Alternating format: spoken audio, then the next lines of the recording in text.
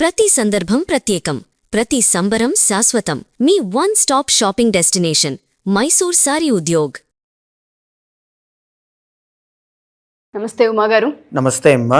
July మాస ఫలితాలు కనుక మనం చూసుకుంటే ద్వాదశ రాశుల వరకు అసలు ఏ విధంగా ఉండబోతుంది అంటారు? ప్రత్యేకించి ఈ మాసంలో ఒక్కొక్క రాశి వారు ఏ ఏ జాగ్రత్తలు పాటించాలి? ముందుగా గోచార రీత్యా కనుక మనం చూసుకుంటే గ్రహ సంచారాన్ని బట్టి 12 రాశుల వరకు అసలు ఏ విధంగా ఉండే అవకాశం ఉంటుంది అంటారు? తప్పనిసరిగా అమ్మా, జూలై మాసంలో మనం తీసుకుంటే కనుక గ్రహ సంచారములన్నీ కూడా డీటెయిల్గా చూద్దామండి.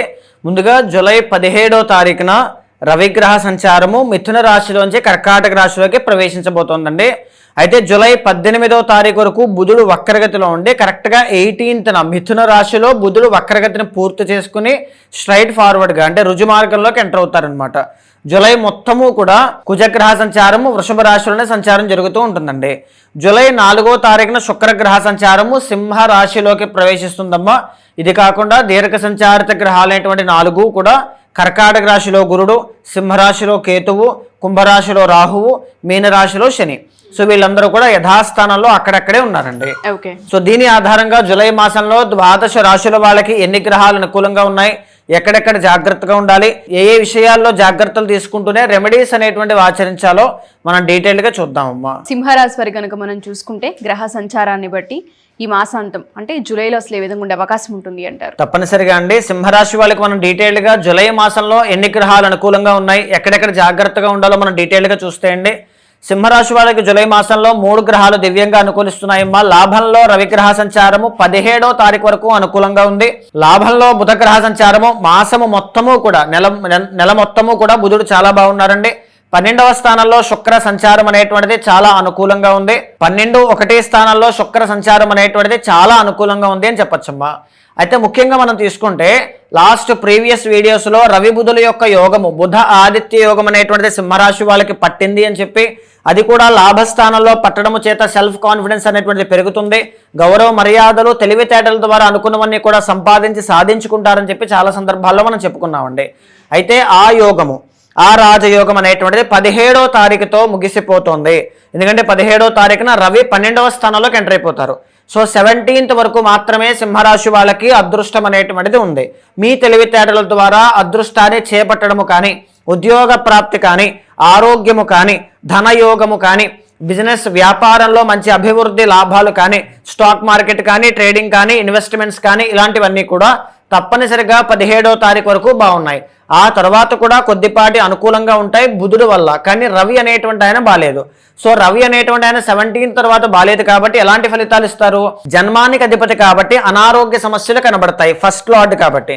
సో తర్వాత కొద్దిపాటి అవమానాలు, పనుల్లో ఆటంకాలు 17 తర్వాత కనబడడం, కాన్ఫిడెన్స్ లెవెల్స్ అనేటువంటివి తగ్గడము, కోపము పెరగడము, ఫ్రస్ట్రేషను, స్ట్రెస్, యాంగ్జైటీ లాంటివి పెరగడంతో పాటుగా తలనొప్పులు, హెడేక్స్ అనేటువంటి 17వ తారీఖు తర్వాత ఎక్కువగా పెరుగుతాయమ్మా. 17th వరకు వెల్ అండ్ గుడ్ చాలా బాగుంది. 12వ స్థానము 1వ స్థానంలో శుక్రగ్రహ సంచారం వల్ల ధనయోగము అనేటువంటిది ఉంటుంది. 12లో శుక్రుడు ఉన్నప్పుడు ఎలాంటి ధనయోగాన్ని ఇస్తారండి? డబ్బులు ఖర్చు పెట్టుకోవడం. ఫర్ ఎగ్జాంపుల్, డబ్బు సంపాదించడానికి పరమార్థం ఏంటి అంటే ఖర్చు పెట్టుకోవడమేనండి, దాచుకోవడం కాదు.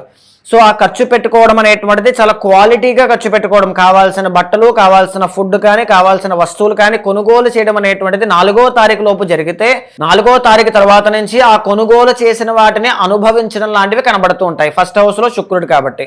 అయితే ముఖ్యంగా మనం తీసుకుంటే అష్టమంలో శని, సప్తమంలో రాహు, జన్మంలో కేతు, 12లో గురుడు, ఈ దీర్ఘ సంచారిత గ్రహాలు 4 కూడా ఏదైతే వీక్ అయ్యాయో అవి కూడా ఇక్కడ ముఖ్యమైన రోల్ ప్లే చేస్తూ ఉంటాయండి. వాటి కోసం కూడా క్రిస్ప్గా మనం చెప్పుకుందామమ్మా. అష్టమంలో ఉన్నటువంటి శని ఏం చేస్తారు? ఫర్ ఎగ్జాంపుల్, ఏదైనా వీళ్ళు కొనుగోలు చేయాలనుకున్నారు, ఒక 10 రూపాయలు ఉన్నాయి, 12 రూపాయలు అవుతోంది, ఇంకో 2 రూపాయలు కావాలి, సడన్గా 2 రూపాయలు ఎవరినో అడగాల్సి వస్తుంది. అంటే అష్టమము ఇండికేట్స్ మళ్ళీ రికవర్ అయ్యేటువంటిది, మళ్ళీ ఆ అప్పు తీసుకొని తీర్చేస్తారు. ఒక అవమానం వస్తుంది సడన్గా, మళ్ళీ దాని నుంచి ఓవర్కమ్ అయ్యి మళ్ళీ గౌరవ మర్యాదలు పొందుతారు, పునర్వైభవాన్ని. అంటే ఒక ఫేవర్ లాంటిది, 2 days ఉంటుంది, పోతుంది. అష్టమము ఇండికేట్స్, అష్టమ శని అంటే కష్టం ఏదైనా వస్తుంది, బట్ వెంటనే దాని నుంచి రికవర్ అవుతారు కూడా. సడన్గా కష్టం రావడం, మళ్ళీ రికవర్ అవడం, ఇలాంటివి అన్ని ఆస్పెక్ట్స్లోనూ కూడా, హెల్త్ కానీ, మనీ కానీ, అవమానాలు కానీ, ఖర్చులు కానీ, ఇలా అన్ని ఆస్పెక్ట్స్లోనూ కూడా అష్టమ శని అనేటువంటిది ఎప్పుడు ఎలాంటి ప్రభావాలు ఇస్తుందో చెప్పలేము. వచ్చే సంవత్సరం వరకు ఉంది కాబట్టి ఈ నెలలో కూడా జాగ్రత్తగా ఉండాల్సిందే. ఓకే. ఇంకొక మాట అష్టమస్య ప్రాణ సంకట అంటాం, అంటే వాహన ప్రమాదములు కానీ, ఇంట్లోనే ఏదో పని చేస్తున్నప్పుడు ఏదైనా గాయాలు అవ్వడం కానీ, ప్రమాదములు సంభవించడం కానీ ఇలాంటివి తప్పనిసరిగా జరుగుతాయండి. సో అష్టమ శని దోషం నుంచి తప్పించుకోవడానికి రెమెడీస్ చేసుకోవడం కంటే ఉత్తమమైన మార్గం లేదు. జాగ్రత్తగా ఉండడం, రెమెడీస్ చేసుకోవడం. రెమెడీస్ ఏం చేసుకుంటే మంచిది? చాలా సందర్భాల్లో చెప్పుకున్నామండి. శివుడికి నల్ల నువ్వుల నూనెతో అభిషేకం చేయాలి, ఒకవేళ తీవ్రత ఉంది అని మీకు ఆల్రెడీ అర్థమైతే. లేదు అనుకుంటే ఇంకొక ముఖ్యమైన రెమెడీ చెప్పాలి అంటే, మర్రి చెట్టుకి ఉదయం పూట ఆ వేర్లు ఉంటాయి చూస్తారా, వేర్లు తడిచేలాగా నీళ్లు పోసి ఆ తడిచిన మట్టిని నుదుటిన బొట్టు కింద పెట్టుకోండి. మీకు ఒక రక్షణలా కనబడుతుంది. అష్టమ శని దోషం మిమ్మల్ని ఇబ్బంది పెట్టదు. సప్తమంలో ఉన్నటువంటి రాహు అండి. సప్తమ రాహు ఏం చేస్తారు? బిజినెస్లో చికాకులు, మెరిటల్ లైఫ్లో చికాకులు, మనస్పర్ధలు, అభియోగాలు ఎన్నో రకాలుగా తీసుకొస్తూ ఉంటారు. సో రాహు అనేటువంటి ఆయన ఇల్యూజన్స్, మాయ, ఒక పొగలాగా కమ్ముకుని మెరిటల్ లైఫ్లో ఇబ్బందులు తీసుకురావడానికి ఉన్నారు. కాబట్టి రాహు యొక్క మాయను ఛేదించడానికి మీరు ఎలా ఆలోచించాలి? ఎక్కడా కూడా మీ మెరిటల్ లైఫ్లో డిస్టర్బెన్సెస్, మిస్అండర్స్టాండింగ్స్ ఉండకూడదు. వాటికి తావివ్వకుండా ఏదైనా క్లియర్ కట్గా మాట్లాడుకోవాలి. స్ట్రైట్ ఫార్వర్డ్గా కూర్చుని ఒక ఎక్కువ టైం స్పెండ్ చేయాలి. 1 గంట 2 గంటలో ఫ్యామిలీకి ఎక్కువగా కేటాయించాలి. అప్పుడే మీ మెరిటల్ లైఫ్ అనేటువంటిది చాలా బాగుంటుంది. మిడిల్ మెన్స్ ఎవరైనా ఉంటే, మధ్యవర్తులు ఎవరైనా ఉండి మీ మధ్యలో దూరం ఇబ్బంది పెడుతుంటే వాళ్ళని ముందుగా దూరం పెట్టండి. వాళ్ళే రాహు. సో దూరం పెట్టండి, అప్పుడే బాగుంటుంది. జన్మల్లో ఉన్నటువంటి కేతు వల్ల ఏం జరుగుతూ ఉంటుంది? ఫర్ ఎగ్జాంపుల్, ఏ నిర్ణయం తీసుకున్నా దాంట్లో స్టేబుల్గా, స్టాండర్డ్గా ఆలోచించలేరు, ఉండలేరు. కన్సిస్టెన్సీ కనబడదు. ఉదయం ఒక ఆలోచన, సాయంత్రం ఒక ఆలోచన. సో వీటి నుంచి బయటపడాలి. దీనివల్ల ఏంటంటే మనశ్శాంతి ఉండదు. కాసేపు ఇది ఈ కలర్ బాగుంటుందని, కాసేపు ఇంకొక కలర్ బాగుంటుందని, ఇంకోటి ఏదో బాగుంటుందని, ఈ 3 కొన్నా సరే ఇంకోటి ఏదో బాగుంటుందేమో అనే ఒక సాటిస్ఫాక్షన్ కనబడదండి. దీనివల్ల సంతృప్తి ఉండదన్నమాట. నిద్ర ఉండదు, ఏమీ ఉండవు. సో ఇవే కాకుండా మనం బాగా గమనిస్తే 12వ స్థానంలో గురుడు, ఖర్చులు అనమాట. ఇంట్లో ఏదైనా శుభకార్యాలు జరగడం, ఖర్చులు పెరగడం లాంటివి ఉంటాయి. అయితే జూలై మాసం మొత్తము కూడా మీకు కుజుడు అనేటువంటి ఆయన అనుకూలంగా లేరు.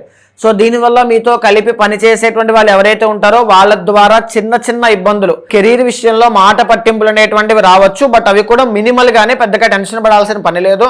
17వ తారీఖు వరకు అయితే చాలా బాగుందండి.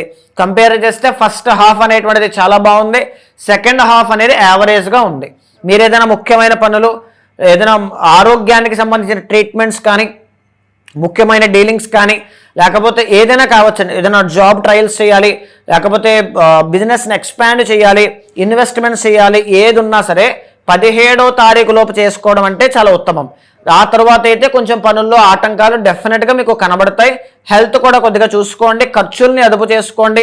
ప్రతిదానికోసం అంత డీప్గా ఆలోచించేయద్దు. ఏది జరగాలో అదే జరుగుతుంది. వ్యక్తిగత జాతకం చూసుకుని నిర్ణయాలు తీసుకోవడం చాలా మంచిది. ప్రయాణాలు చేసేటప్పుడు కాస్త జాగ్రత్తను వహించండి. ఎక్కడైతే మీరు పని చేస్తుంటారో అక్కడెక్కడా కూడా మిస్అండర్స్టాండింగ్స్ అవి కూడా ఏమి తావివ్వకుండా జాగ్రత్త చూసుకోండి. ఫ్యామిలీకి ఎక్కువగా టైం స్పెండ్ చేయండి, చాలా బాగుంటుంది. ఓకే. సో ఎవరైనా సరే ఈ వీడియో కనుక చూస్తూ ఉంటే ఇది గోచార రీత్యా చెప్పిన జాతకం కాబట్టి జన్మ జాతక రీత్యా ఒకసారి ఉమాగారిని కలిసి ప్రత్యేకించి ఈ రాశివారు జాతకాన్ని చూపించుకొని దానికి తగ్గట్టు పరిహారాన్ని లేదంటే పూజని ఆచరించాలి అనుకుంటే కింద ఒక నెంబర్ స్క్రోల్ అవుతూ ఉంటుంది, దాన్ని మీరు కాంటాక్ట్ చేయొచ్చు.